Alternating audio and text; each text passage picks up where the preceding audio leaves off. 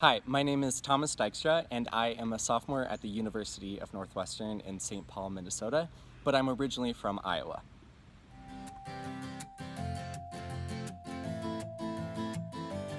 Growing up in a Christian home and going to a Christian school from kindergarten all the way through high school, the main thing that was taught, at least what I took away from my faith, is Christ's love for us, Christ's love for others, and also his commandment for us to share his love with others.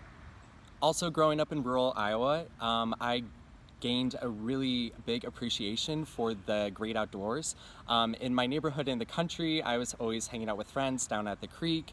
Being in a rural setting, I was surrounded by a lot of nature reserves and also, just all the rolling hills and the great fields around me.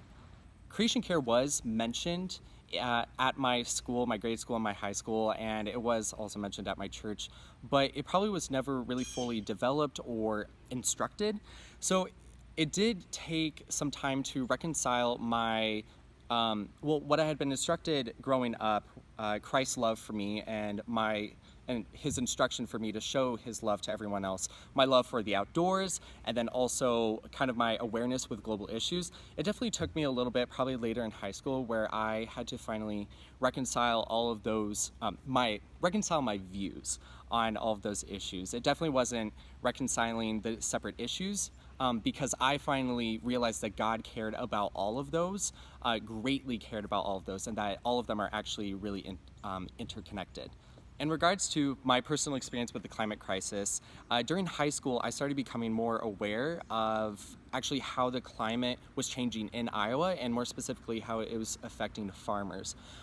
In some of my conversations with my peers or my family members who had experiences with farming, I began to realize that even in the Midwest, farmers were experiencing major changes with the amount of crops that they were able to yield every single year, or differences in the soil, changes in precipitation, all these things that were affecting their crops, their profits, and ultimately their livelihoods.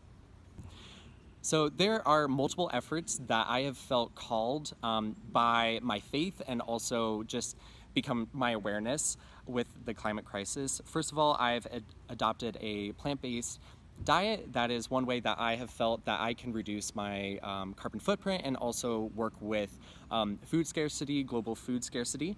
I've also felt really called to reconsider some of the products that I have purchased, investing in sustainably made products or fair trade.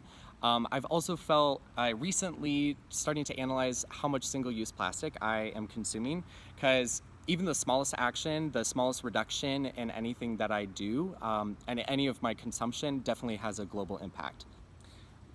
My prayer for Christians across the globe dealing with the climate crisis right now would be unity. I think all of us Christians have definitely studied God's word and have definitely heard his call to, stand up for the voiceless, stand up for justice across the globe, and we need to realize that it's all one and the same fight. Standing up for climate change, fighting against it, is listening to God's call.